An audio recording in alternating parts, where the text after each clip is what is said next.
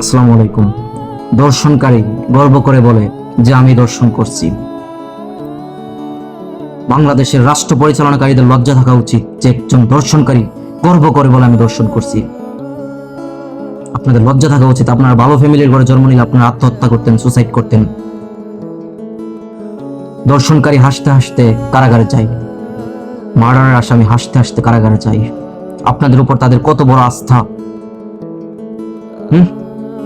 দর্শনকারী কেন হাসতে হাসতে কারাগারে যায়? মার্ডারের আসামি কেন হাসতে হাসতে কারাগারে যায়?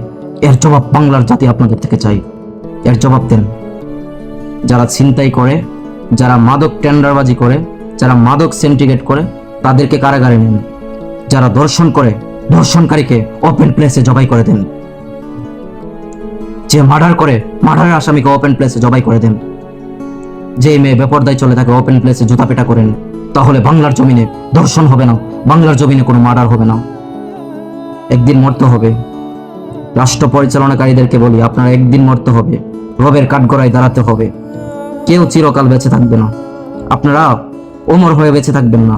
যদি আপনারা ভালোভাবে, যদি আপনারা দেশের জনগণের চিন্তা করেন, দেশের চিন্তা করেন, তাহলে আপনারা চিরকাল অমর হয়ে থাকবেন বাংলার মানুষের হৃদয়ে। বাংলাদেশের মানুষ সহজে কাউকে ভালোবাসে না, আর যাদেরকে ভালোবাসে মরার আগ পর্যন্ত মনে রাখে, কিয়ামতের আগ পর্যন্ত মনে রাখে। প্লিজ প্লিজ এই বিচারটা অন্তত পক্ষে করেন। যেহেতু দর্শনকারী নিজে স্বীকার জবানবন্দি দিয়েছে, দর্শনকারী নিজে জবানবন্দি দিয়েছে আমি দর্শন করছি। আপনাদের লজ্জা থাকা উচিত, আপনারা এটার বিচার করেন প্লিজ। আর বাংলার মানুষের আবেগ নিয়ে খেলা করিলেন না, আর বাংলাদেশের মানুষের ইমোশন নিয়ে খেলা করিলেন না। একদিন মরতে হবে আপনাদের, আপনারা চির অমর হয়ে বাঁচবেন না। ওকে, রবের কাঠগড়ায় কিন্তু একদিন দাঁড়াতে হবে। আমি এই বিষয়ে কথা বলতে চাই নাই, কিন্তু বলতে হয়।